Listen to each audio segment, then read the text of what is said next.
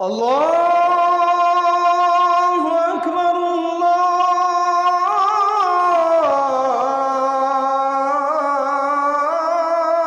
আল্লাহু আকবার।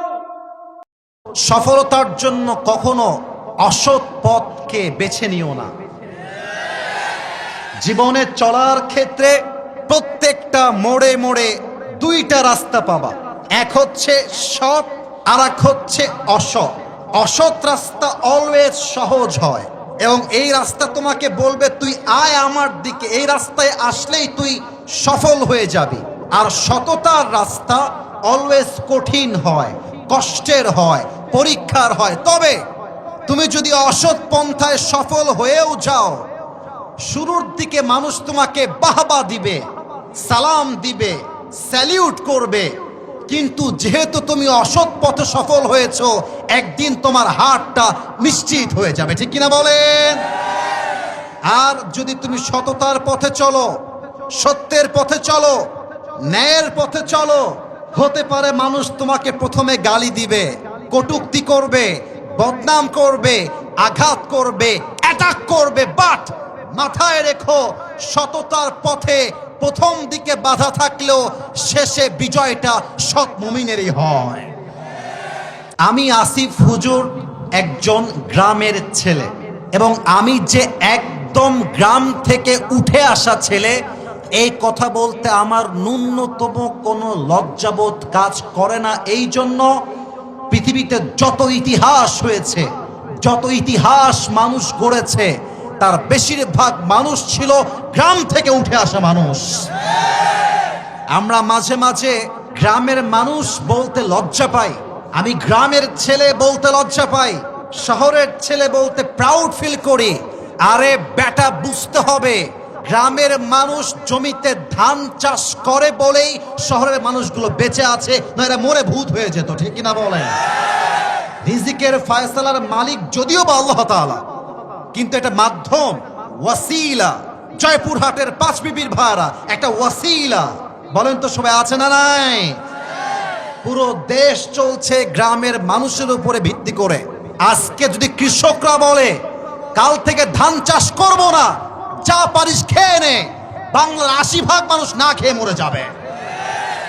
আমরা গ্রামের ছেলে, এ কথা বলতে আমার ন্যূনতম কোনো শাইনেস নেই, আমার কোনো লজ্জাবোধ নেই, কারণ আমি জানি মধ্যবিত্ত পরিবারের সন্তান মানেই একটা ব্র্যান্ড। এত আস্তে বললে তো ওয়াজটা ভালো হয় না, বলেন সবাই ঠিক আছে কিনা বলে? আমার বাবা কুলিওয়ালা, আমার বাবা বাজারের একজন ব্যবসায়ী, আমার বাবা ভ্যান চালায়, আমার বাবা মুড়ি বিক্রি করে খায়। এটা আমার বলতে ন্যূনতম কোনো অহংকার কাজ করবে না, কোনো রকম হিংসা কাজ করবে না, কোনো প্রকার ছোটত্ব কাজ করবে না। আরে আমার বাপ তো হালাল কামাই করে খায়, আমার বাপ তো সুদ খায় না, ঘুষ খায় না। এজন্য কখনো সফল হওয়ার জন্য অসৎ পথে আমরা যাব না। ৩ নাম্বার কথা বলেই ভূমিকার কথা শেষ করতে চাই। এখানে আওয়ামী লীগের ভাইরা হতে পারে, থাকতে পারে, এখানে বিএনপির লোকেরা থাকতে পারে, আওয়ামী লীগ থাকতে পারে, বিএনপি থাকতে পারে, জামাত থাকতে পারে, কওমি থাকতে পারে, আলিয়া থাকতে পারে, জাতীয় পার্টি থাকতে পারে, এনসিপি থাকতে পারে, ডাজন্ট ম্যাটার ফর আস। এই কোরআনটা জাস্ট কোনো নির্দিষ্ট ধর্মগোষ্ঠীর জন্য নয়, এটা হচ্ছে হুদাল লিল মুত্তাকিন, এটা প্রত্যেকটা মুত্তাকির জন্য নাজিল করেছে। ঠিক কিনা বলে? আমি সবাইকে অ্যাড্রেস করে শেষ কথা বলেই আলোচনার ইতি টানতে চাই, ভূমিকার ইতি টানতে চাই। সেটি হচ্ছে আগামীর সংসদ চলবে এই কোরআন দিয়ে। এত আস্তে ঠিক বললে তো আমার কথা ঠিক হবে না, বলেন সবাই ঠিক আছে কিনা? আমি দুটি কথা বলে শেষ করতে চাই এই পয়েন্টে। আগামীতে বাংলাদেশে আমরা কোনো নারীকে প্রধানমন্ত্রী হিসেবে আর দেখতে চাই না।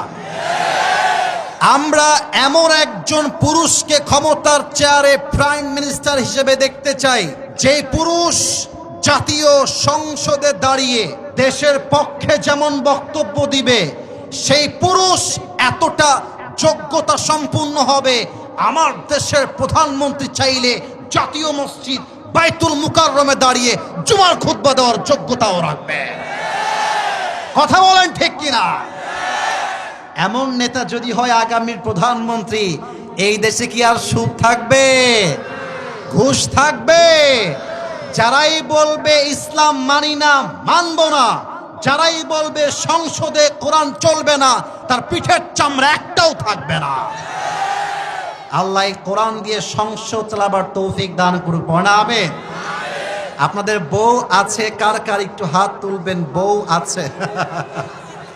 মাশাআল্লাহ। আচ্ছা আব্বা জানেরা, যুবক ভাইরা হাত নামান, আপনাদের বউ আছে। I got the point, no problem. মাশাআল্লাহ, হাত নামান। এবার হতভাগা যারা, কপাল পোড়া যারা, বউটাও কেউ নাই, তারা হাত তোলো সবাই। ইন্না লিল্লাহ, কারো বউ নাই? আল্লাহ সবাইকে দিনদার নেককার বউ দিয়ে দিক, পড়েন সবাই আমিন। আমার মুরব্বী আব্বাজান গুলো মিটি মিটি হাসতেছে। আব্বাদেরকে বলবো, আব্বাজান আপনি হাসলে হবে না, আপনার ছেলে অনেক দিন যাবত কান্না করছে, আপনার সামনে করতে পারছে না।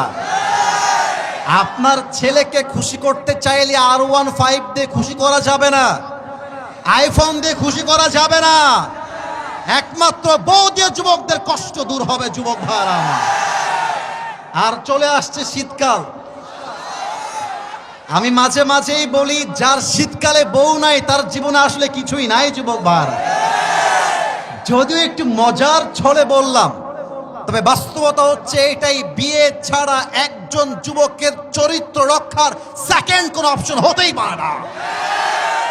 আর কিছু মেয়েরা আমার ওয়াজে এসেছেন, উইথ ডিউ রেসপেক্ট, সম্মান দিয়ে বলছি, বিয়ের সময় আসলে টাকা দেখে বুইরা টাকলাকে বিয়ে করা বাদ দিয়ে চরিত্রবান যুবককে খুঁজে আপনার বিয়ে করতে হবে।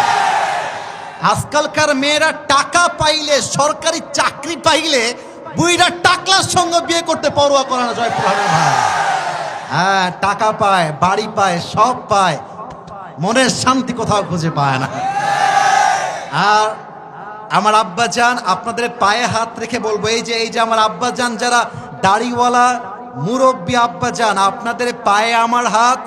আমি এখনই তাফসীরে প্রবেশ করব, তার পূর্বে আপনাদের পায়ে হাত রেখে বলতে চাই, আপনার মেয়ের জন্য যদি কোনো পাত্র প্রস্তাব নিয়ে আসে, তার চাকরি আগে খুঁজবেন না, টাকা আগে খুঁজবেন না, তার সম্পত্তি আগে খুঁজবেন না, আগে দেখবেন সে চরিত্রবান কিনা, সে নামাজি কিনা।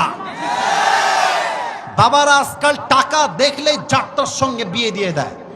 আর আইন পাশ করা হয়েছে 18 বছরের আগে নাকি বিয়ে করা যাবে না। তো যেই মেয়েটা 13 বছর বয়সে গিয়ে রাজশাহীর পার্কে প্রেম করে বেড়ায়, তার জন্য আইনটা কোথায়?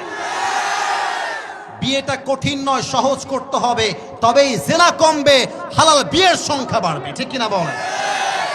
আমরা 3টা তাকবীর দিব, তাকবীর শেষ, তাফসীর শুরু হবে। বিবাহিত ভাইয়েরা প্রথম তাকবীর দিবেন, সিঙ্গেলরা চুপচাপ, নো সাউন্ড।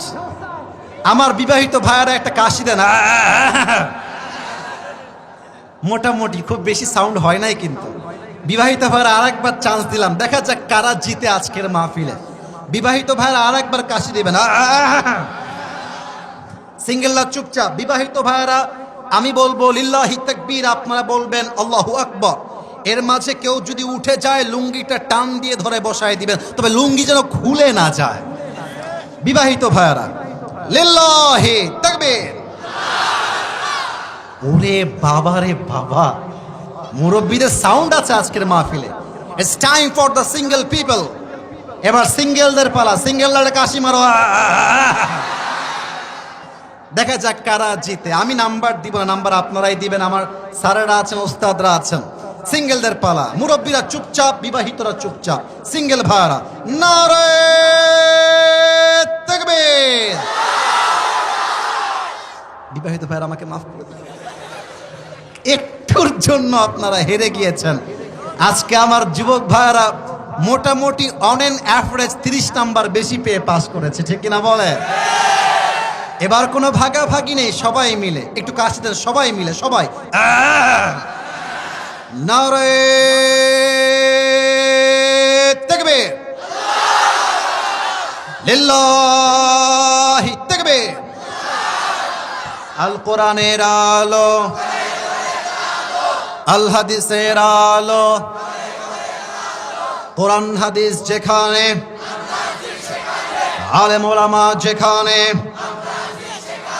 জয়পুরহাটবাসী যেখানে, আল্লাহ যেন কবুল করে। পড়েন সবাই আমিন।